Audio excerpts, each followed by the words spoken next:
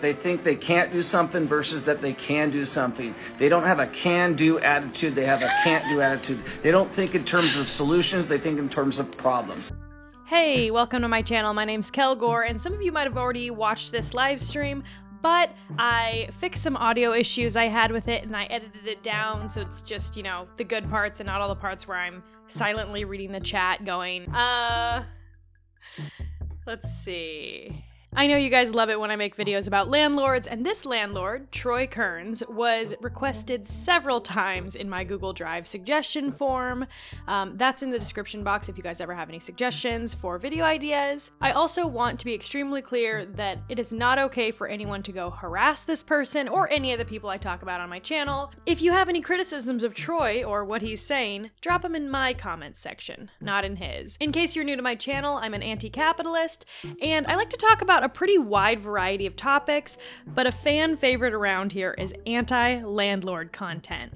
Why do I talk about it so much? Well, there's a lot of issues within capitalism, but at the end of the day, shelter affects every single person. It doesn't matter what age you are, what gender you are, what race you are, how much money you have. You need a place to live, which is pretty messed up when you remember that we view land as a commodity, we see housing as an investment, and people talk about renting out a house as if it's a passive form of income for them. I'm of the opinion that housing is one of the most important issues we face as a society, and if we fixed the housing system, so many other problems like poverty and child hunger and mental health would be greatly improved. If you're a landlord, or if you're new to the idea of landlords being bad, and you can't possibly imagine why people would be anti-landlord, go check out this video right here.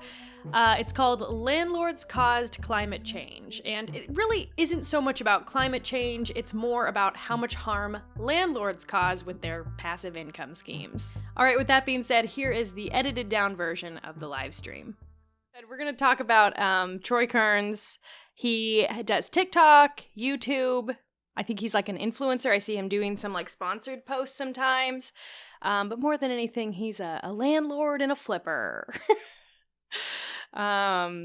So it also seems like every single personal interaction he has on his, at least on his TikTok, is like purely transactional. I don't think he can just like have a normal conversation without like filming it and turning it into a landlord TikTok. It's very weird. Where are my headphones? Here we go. Okay. Oh my gosh, Scotty, thank you so much. Troy Kearns, more like boy learns with KELGORE. Okay, yeah.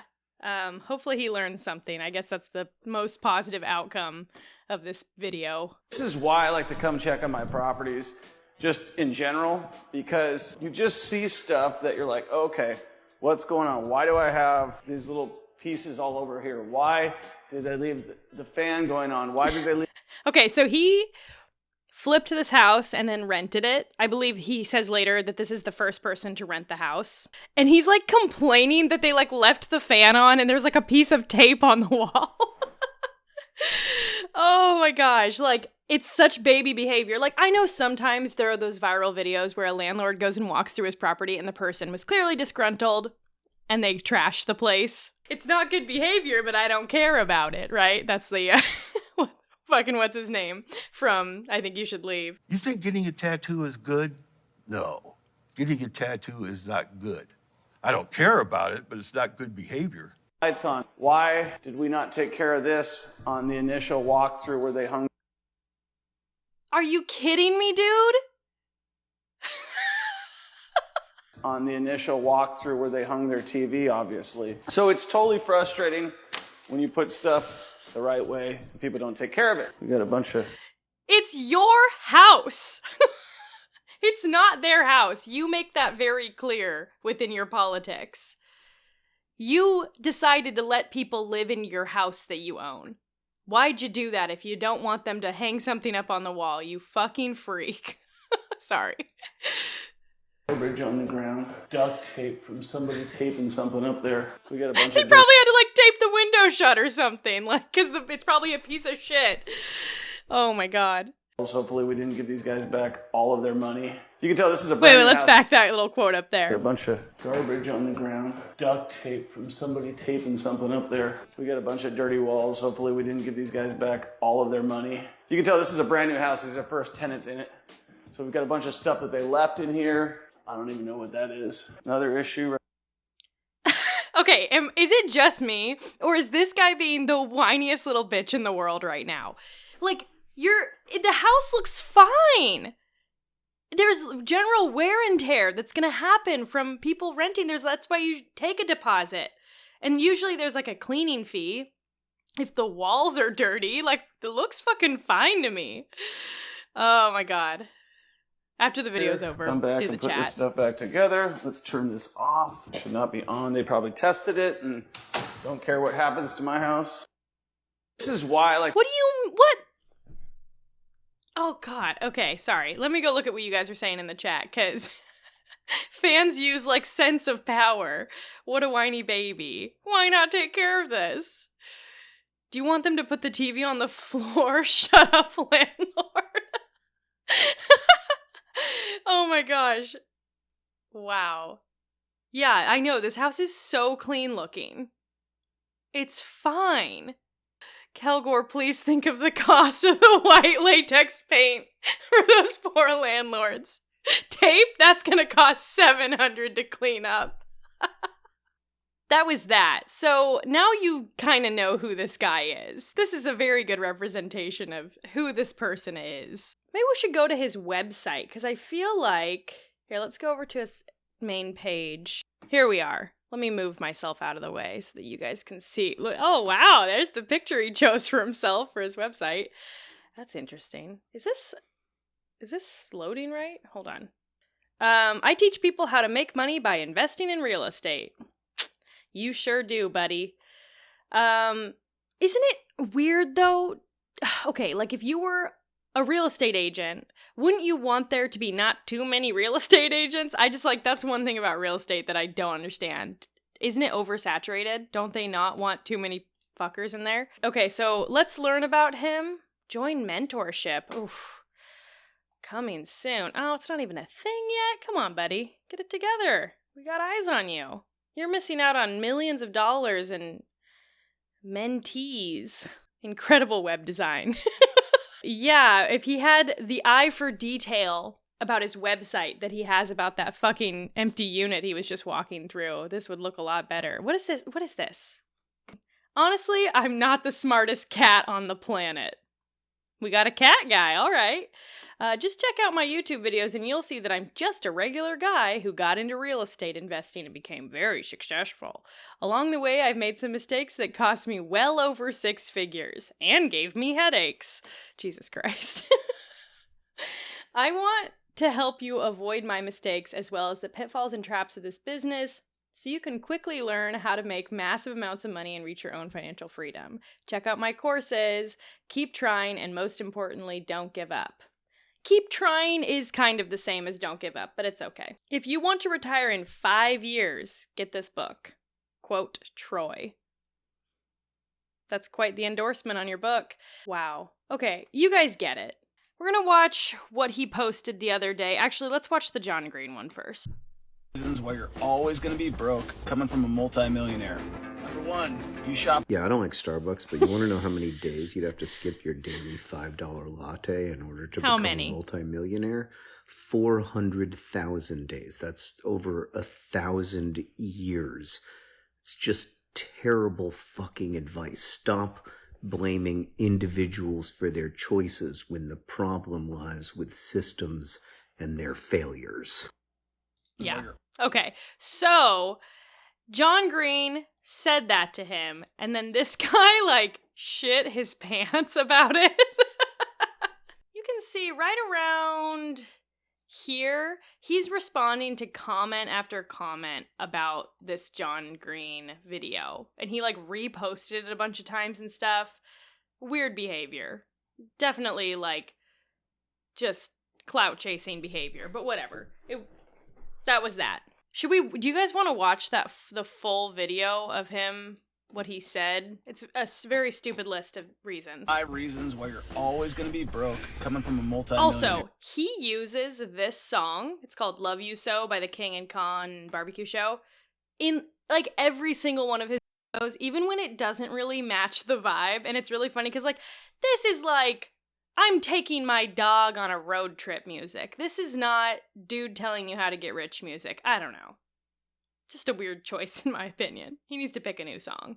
You'll notice it after a minute because every video uses it. 1, you shop at Starbucks. 2, you do not bring a lunch to work. 3, you live paycheck to paycheck. 4, you make your minimum payment on your credit card. Last but not least, you buy liabilities, not assets. You get it. It's just the same shit we hear all the time. And even some people who like we might consider well off, they're still only rich to the degree of like owning a nicer car and nicer house or something. This guy's got like, I think I saw him say 350 rental properties, plus he's constantly flipping homes. It gets pretty problematic in terms of like gentrification. I'll show you one of those soon. Most properties, generally, when they're cheap, they're all in the same location. That's what I've figured out over time. Like when I bought all my properties in Vegas, at the bottom of the market, they were all in the same area because they were all cheap in that area. All the properties I'm buying in Kansas City are inexpensive, and guess what? They're all in the same area. Property. Okay. Does anyone else feel like he's just buying up, like, poor neighborhoods?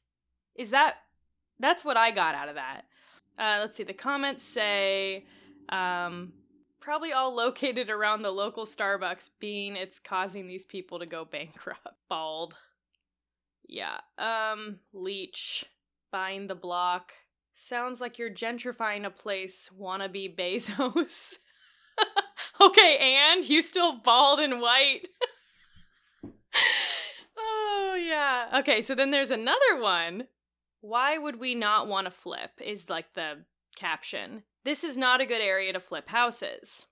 Why would we not want to flip? Okay, so now we look back here in this house right here. Another garage falling down. Another piece of crap house. Another one. In fact, what I would do in a neighborhood like this is I would actually be trying to buy houses, not trying to flip them. I'd be trying to wholesale houses to other guys because there's more risk for me as a flipper than me as a wholesaler.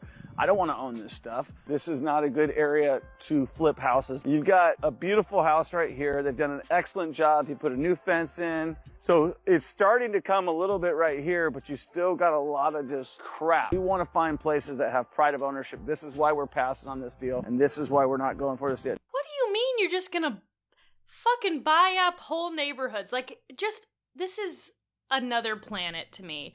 But what he's talking about wholesaling, in case you're not hip to this, is wholesaling is like buying in bulk, but you never technically, well, okay, I guess it can depend on the situation, but like he's not trying to buy them and hold on to them. He's basically trying to like buy them and then sell them in bulk to another investor. Basically, he's like an extra middleman. So he's going to come into this poor neighborhood, buy up at like the lowest rate he can, resell to a different guy, and both him, who he did nothing, and the other guy who might flip the houses are going to extract value from these homes without adding any value or doing anything. You could argue that certain ways of like flipping and stuff, like, it's not that they're adding value, it's that there's a reason for it. I don't understand why there's ever a reason, a good reason, for someone to need to wholesale properties. Yeah, stop being poor, just buy a neighborhood. Exactly. But like, the funny part about this is he's like, this isn't a good investment. I'll just sell it to some other fucking boners who don't know better. Okay, also, it's really weird because sometimes his videos have like a couple comments. And let's see, how many? He's got almost 200,000 followers and he'll get like 3 comments on a video. I don't know. This video up here is called, I just want to watch it. It's called Most People Will Die Broke, but you don't have to. Most people will die broke. You don't have to. And real estate has made more millionaires than anything else in the world. So I wrote a book about it. It's called There's that fucking song in the background. This is just an ad for his book. So he's just going to tell us to buy his book so we don't die broke. Mentorship. And the reason I wrote the book is real estate changed my life and it could change your life. So I hope you go to Amazon and order. Okay, but it can't change everyone's lives. It can't. There's an upper limit on how many people can realistically make a living off of real estate. Because if too many people try to do it, then it doesn't work. Oversaturation, that's what we're seeing right now. Might need to get a new grift soon, buddy. Oh yeah, so he had a part 2 to how to become rich. 5 reasons why you're always going to be broke. Part 2, coming from a multimillionaire. Number 1, they play the victim. They always complain. It's never their fault. It's always somebody else. Number 2, but like, they go out to... Sometimes it is someone else's fault. And I feel like constantly discrediting that as complaining or whatever is so manipulative. Like, I know there's people who, like, truly do have some issues with victimhood and stuff. But, like, we're talking about it on, like, this is, like, 80+% of the fucking population. We're not just, like, complaining. We're not just, like, not meeting our potential. All the time, and they go to Starbucks. Number 3, rather than reading a book, you can find them on the... He said the Starbucks thing again in part 2, and I'm thinking that he's really trying to milk that. This is like the avocado toast thing, and he probably only ever said the Starbucks thing. You shop at Starbucks. Dude, I don't fucking shop at Starbucks. Anyways, my point is I feel like he's just throwing in the Starbucks thing to, like, piss people off and, like, get a bunch of clout, which I'm giving to him, but also, I mean, I'm, like, roasting his ass, so... It's a trade-off.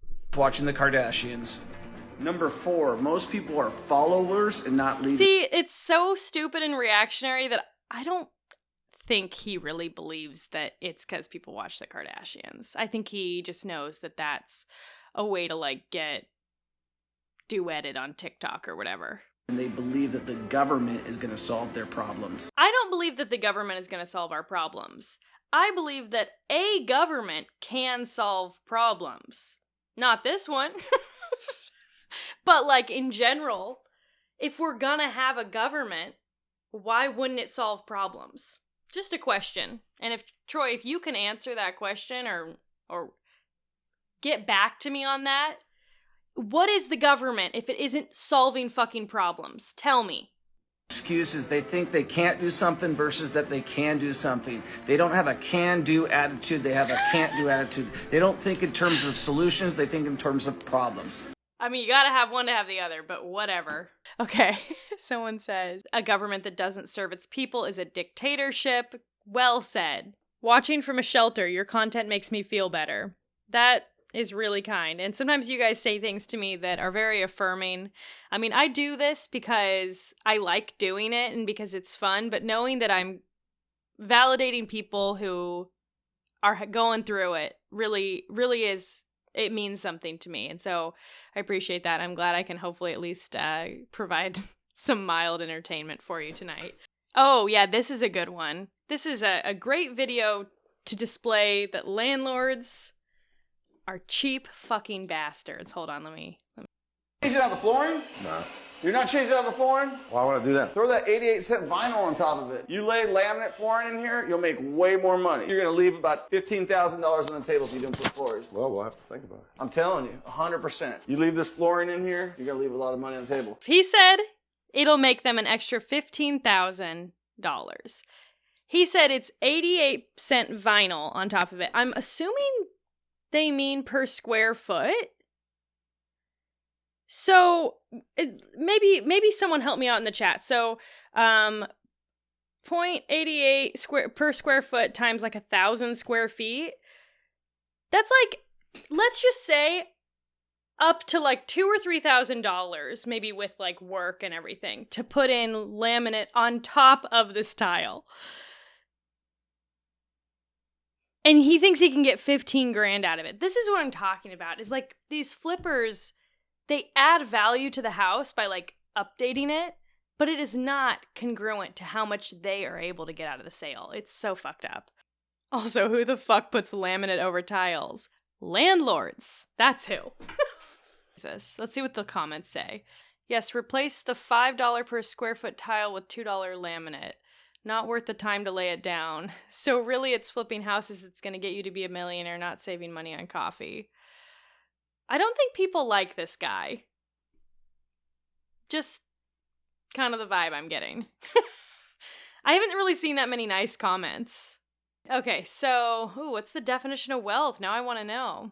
Definition of building wealth, in my mind, is replacing your monthly nut. So if you're That's enough. That's enough nut talk. Oh, I didn't know he was an incel. No fap.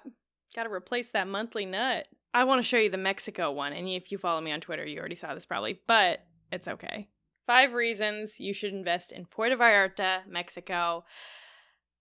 POV real estate invest. The POV is real estate and investor and multi. Wow, that's quite the POV there. Also, that is not what a fucking POV is. I will die on this hill. A POV, if this was from the point of view of a real estate investor and multimillionaire, like, you're seeing it. Like, if I said POV KELGORE, POV, you're KELGORE, I would walk around with a GoPro on my head. Right? Am I right about this? Anyways, everyone on TikTok doesn't use it right. It's because he doesn't watch porn, because he's no fap. He's saving that monthly nut. If he was watching porn, he would know. It's like, POV, you getting ya sucked.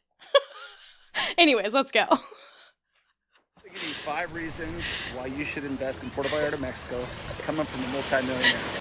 Number 1, you can buy a piece of property on the ocean for probably less than what you could buy in any major market in the United States. Why are the major markets in the United States so expensive? Troy? What caused that? Is it because people are flipping houses? Number 2, they got healthy food coming right out of the ocean. Number 3, it's cheap to live here, it's cheap to vacation here, and it's cheap to invest in properties here. Number 4, it's very inexpensive to live, and you can have help for $10 a day that cooks your food. You can have help that is security. You can have a cleaning lady, $10 a day, $15 a day. You can have all that. That really just doesn't sit right with me. It really bothered me when I saw him say that. Like, being like, oh, the people are so cheap here. Like, that was really gross to me. I don't know. But also, all of his reasons are just things are cheap. POV, you're a multimillionaire, then why does everything need to be so cheap, buddy? Most people in Puerto Vallarta, Mexico speak Spanish and English.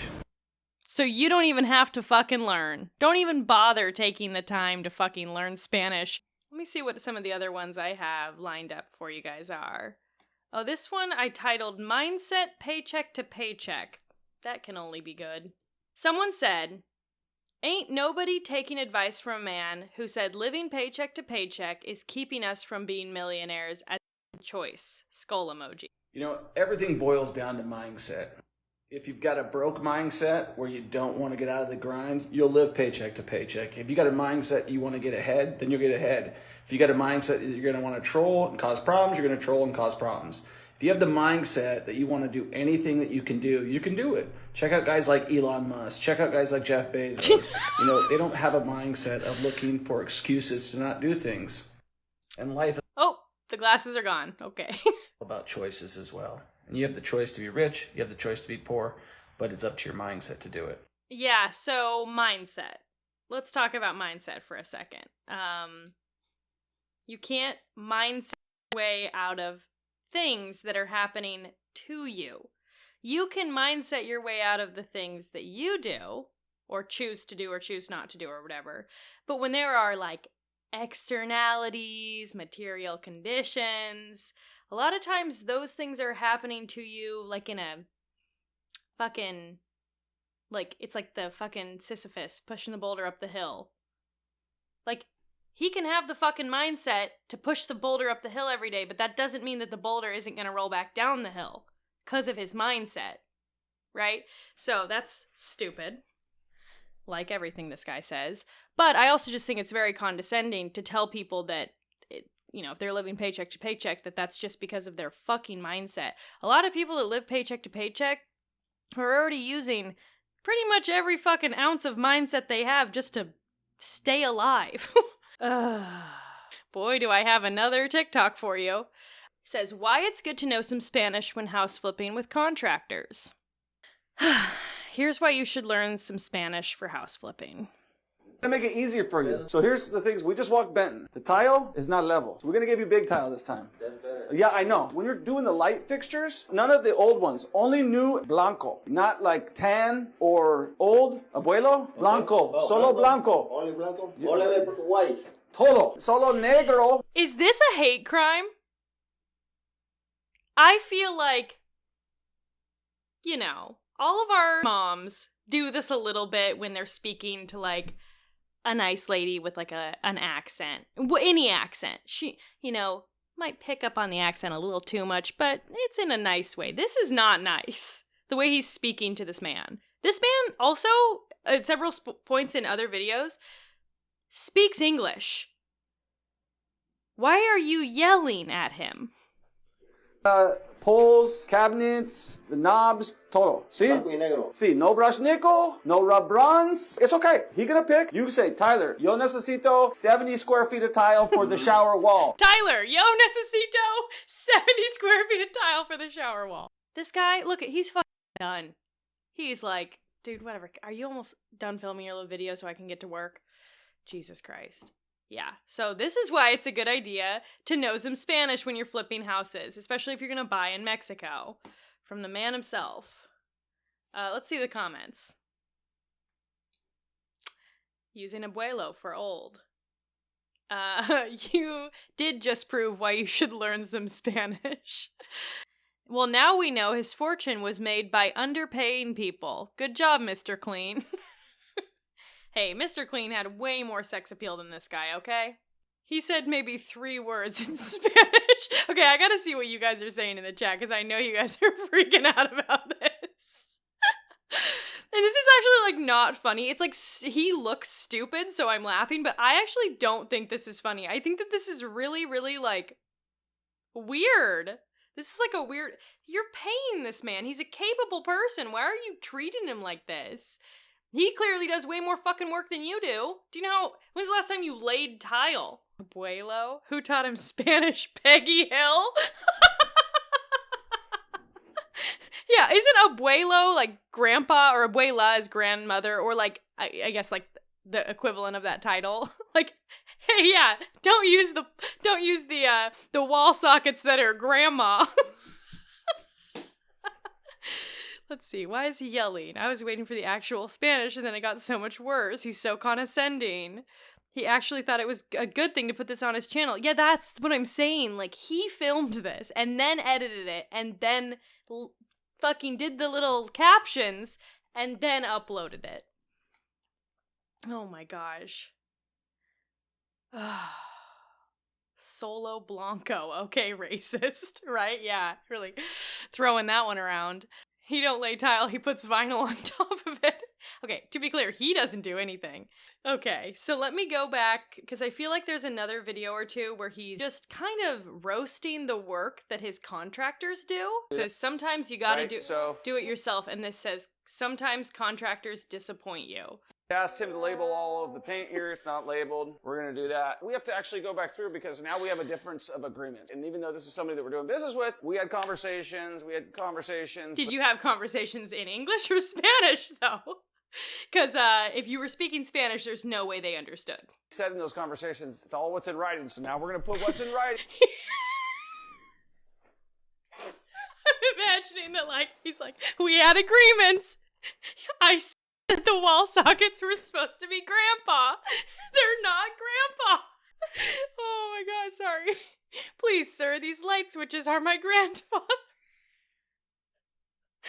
Oh my god. Okay, sorry, let's get back to this video. I'm like fucking losing my mind. Because I can't stand the way, I feel like, I said this to my husband when I was watching this earlier. I was like, I feel like he's breaking some kind of man code here of being like, I'm a landlord, and I don't like the way that my little contractors did the job. So I'm gonna post about them on TikTok before I talk to them about it.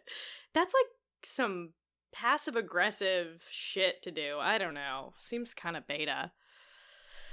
On him and say, this, that, and the other thing need to be completed. So he's very litigious, I've noticed. He's always talking about, oh, these contracts, I'm gonna, they signed it.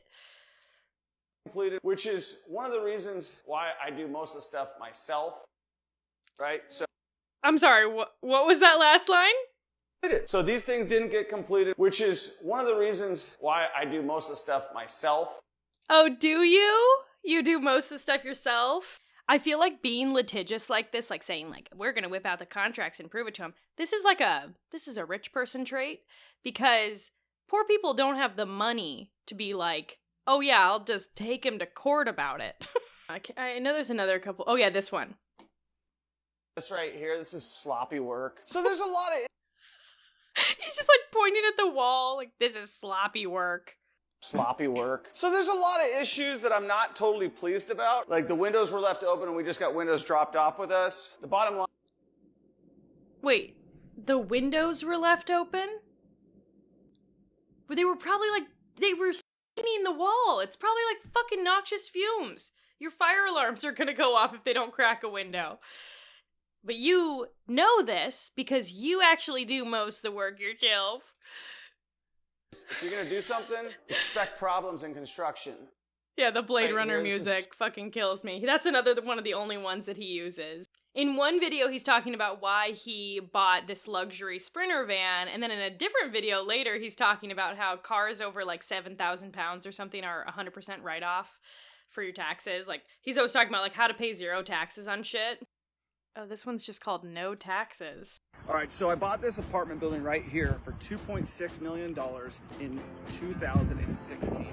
And then it went down to 35% vacancy where I was actually making no money. But because I did a cost segregation on it, I actually paid no taxes. That's the end of the TikTok. He was in the middle of a sentence. And like, he doesn't explain in the comment or in the description or anything. He doesn't explain what he's talking about.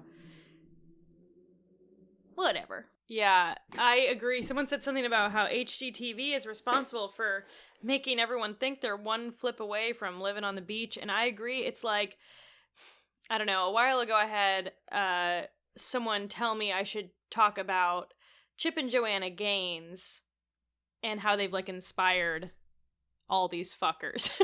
I don't know. I have this, like, it's a pending theory about how, like, okay, the farmhouse aesthetic is, like, the default now for, like, basic bitch evangelical families. There's a certain, like, lifestyle people aspire to, and don't get me wrong, some parts of it aren't bad. Like, there's been this shift from, like, first it was, like, the husband works, and then you have, like, a stay-at-home mom. And then, obviously, in, like, the 70s, 80s, 90s, we moved towards, you know, both parents are now working out of the home, 2 incomes, or divorced, or something. And now we're going back to, like, everyone wants to be a content creator, and then there's this, like, aspiration to be a stay-at-home parent, which is really a work-from-home parent, because you still are expected to bring home that second income. But, like, because of that, we're, like, moving towards this, like, trad place. I don't know.